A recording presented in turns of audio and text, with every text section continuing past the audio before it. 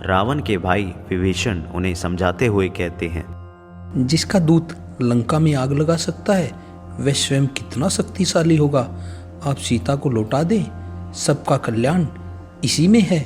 सीता मिल जाएगी तो वे आक्रमण रोक देंगे और लंका बच जाएगी। तुम मेरे भाई नहीं शत्रु हो, निकल जाओ यहाँ से, मुझे तुम्हारा साथ नहीं चाहिए। विभीषण उसी रात लंका से निकल गए।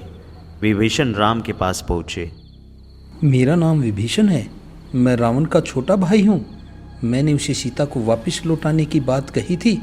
क्रोध और अहंकार में चूर रावण ने मुझे लंका से निकाल दिया। मैं अब आपकी शरण में आया हूँ। राम ने विभीषण का स्वागत किया। विभीषण ने रावण और उसके योद्धाओं की शक्ति के बारे में बताया। रावण पर विजय प्राप्त करने के लिए बल और बुद्धि दोनों की आवश्यकता है। विभीषण, तुम चिंता मत करो, राक्षस मारे जाएंगे, लंका की राजगद्दी तुम्हारी होगी, भविष्य तुम्हारा होगा।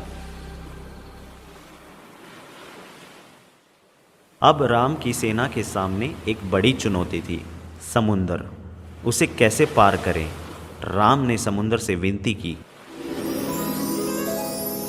हे श्री राम, आप सभी वानरों को कहिए कि वह हर पत्थर पर श्री राम लिखकर समुद्र में फेंक दे। पत्थर जल पर तैरता रहेगा और ऐसे आप पुल बनाकर समुद्र पार कर सकते हैं। कुछ समय बाद वानरों ने अपना काम शुरू कर दिया और देखते ही देखते 5 दिन में पुल बन गया। श्री रघुवर की वानर सेना से तू बांध रहे, श्री रामा श्री रघुवर की वानर सेना से तू बांध रहे। रावण के जीवन का रक्षक जग में कोई नहीं, रावण के जीवन का रक्षक जग में कोई नहीं। श्री रघुवर की वानर सेना से तू बांध रहे, श्री रामा श्री रघुवर की वानर सेना से तू बांध रहे। यह समाचार सुनते ही रावण क्रोधित से चीख उठा। असंभव, समुद्र पर पुल कैसे बन सकता है? सेना तैयार की जाए, युद्ध का समय आ गया है।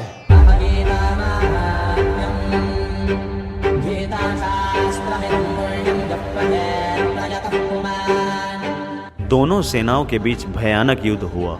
हर ओर दहला देने वाला शोर, हाथियों की चिंगाड़, घोड़ों और रथों की सरसराहट। युद्ध के दौरान रावण के पुत्र मेघनाथ ने अपने बाणों से राम और लक्ष्मण दोनों को मूर्छित कर दिया था। विभीषण ने दोनों का उपचार किया और उनकी मूर्छा टूटी। जब रावण को राम की शक्ति का अनुमान हुआ तो उसने कुंभकर्ण को जगाया। कुंभकर्ण ने हनुमान और अंगद को घायल कर दिया। फिर राम और लक्ष्मण ने बाणों की वर्षा कर उसे मार दिया।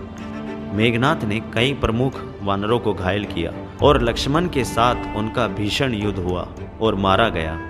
अपने पुत्र की मृत्यु से रावण एकदम टूट गया। रावण के पास अब कोई विकल्प नहीं था। अकेला बचा रावण युद्ध के लिए निकला। रावण को देख राम ने कहा, रावण, काल तुझे मेरे सामने ले आया है।